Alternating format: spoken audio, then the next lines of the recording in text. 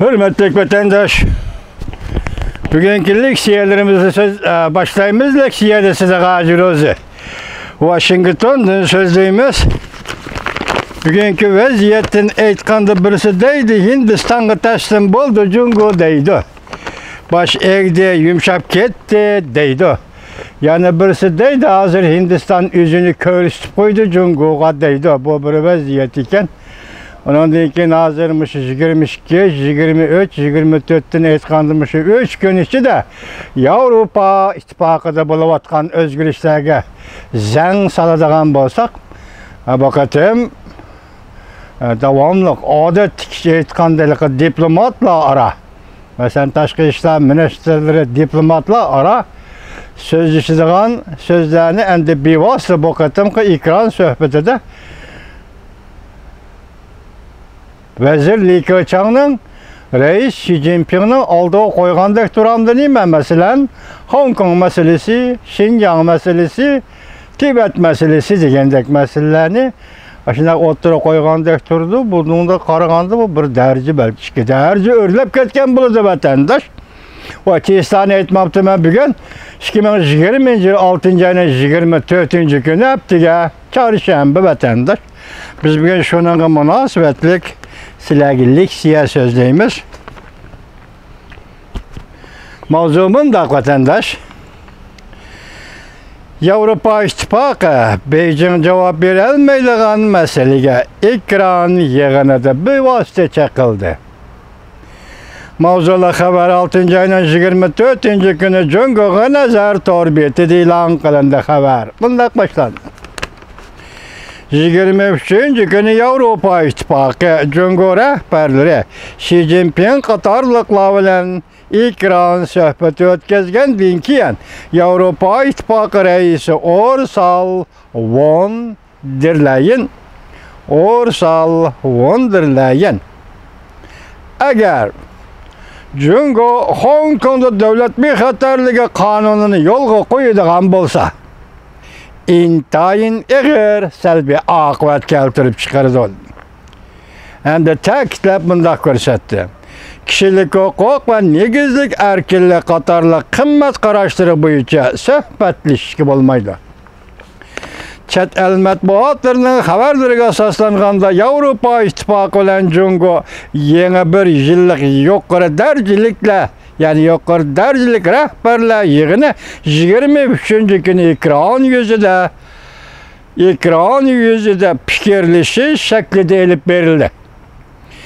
Avrupa İttifaqı tarafından Ursula von der Leyen ve Avrupa İttifaqı Daimi Komiteti'nin reisi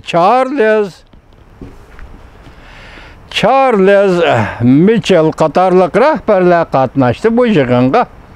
Şu günü etdigende avval Jungo'nun vaziri Li Keqiang bilen söhbet ötközdi bu rehberler. Çüşten keyin Jungo'nun reisi Xi Jinping bilen fikir almıştırdı. Demek bu yığında Xinjiang meselesi, Tibet meselesi, Hong Kong'da kanunu yola koyuş meselesi, qatarlıq meseleler koyulgan bolsa, bu ilgirleş, bir kadem, iki kadem ilgirleş vatandaş. Avrupa İttifaqı söhbet ahırlaşqandan keyin muxbirlarni kütübeleş yığını ötküzüp Charles Michel yani daimi komitetinin reisi Charles Michel bu söhbetin mühim noktalarını tushundirdi. Cümleden sonra bu xabirosaga taqabul turish, Hong Kong ve kishilik huquq qatorliq meseleler Avrupa bilen Jungo'nun hamkorligidan tashqari ikki taraf qimmat qarashlarimizni siyosiy tuzum ve ko'p taraflik masalalarda bilib olishimiz o'xshashli muhim bo'lib qolmay Avrupa İttifaqı aniq pozitsiya ve to'lib tashqan ishonch bilan o'zining manfaat ve qimmatlarini aktiv qo'llaydi. O'zining manfaat ve qimmatlarini aktiv qo'llaydi. Eğer Jungo Hong Kong'da devlet bexatarlığı kanununu yolga koyadigan bolsa, belki intayin eğer selbi aqıbat keltirip çıkardı.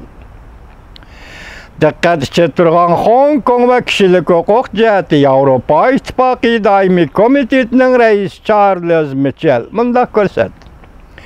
Yevropa İttifaqı Cungo'nun Hong Kong'da devlet bexatarligi qonuni yo'l qo'yishiga aloqador ishtag'i yuqori darajada diqqat qiladi. Hamda Cungo yo'lga qo'yadigan, ijro qiladigan davlat bexatarligi qonuni tadbirlari Hong Kongning negizda qonuniga muvofiq kelmaydi. Hamda Cungo'ning xalqaro jamiyatga bergan va'dasi, ya'ni Hong Kongning yuksak avtonomiyasi, erkinligi, huquqlarini saqlashga muvofiq kelmaydi. Onun üstüge Yevropa İttifaqı'nın Hong Kong'da şirketleri ve kuralları var. Kısacası Yevropa İttifaqı'nın Hong Kong'da mühim menfaati var. Ursula von der Leyen mındak ta'kidledi. Reis Ursula von der Leyen mındak ta'kidledi. Yevropa İttifaqı Cungo'ga enek bildirip koydu ki, eğer Cungo Hong Kong'da devlet bexatarligi qonuni yo'l qo'ydigan bo'lsa, intayin eğer salbiy oqibat paydo qiladi. Yevropa İttifaqı uchun aytganda kishilik huquq ve negizlik erkinlik qatorli qimmat qarashlari suhbat quradigan masalalar emas. Yevropa İttifaqı bu jihatda davomli diqqat qilyapti. Bu jihatda o'tirg'a qo'ygan fikrlarimizda qattiq va ching turamiz deyapti. Beadalikka, kishilik huquq va erkinlik to'g'risidagi qimmat qarashlar to'g'risida so'zlashib o'tirmaymiz va bu suhbat quradigan masala emas deganligi, hurmatli vatandosh, bu tabiiy huquqlar. Yoki tabiat tarafidan berilgan huquqlar. Shunga bundaq huquqlarni beremsen, bermemsen deb suhbatlashib o'tirishning hojati yo'q. Sen tabiiy huquqlarni xalqqa, millatlarga, Tibet Uyg'urlar qaytirib berasan xolos, boshqa gap yo'q. Bu to'g'rida suhbatlashib o'tirishning hojati yo'q.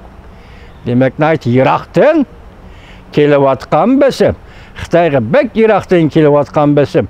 Bir qaraganda Xitoyning oldida, lekin teginni aytgan bek Iroqdan kelayotgan besim vatandoshlar.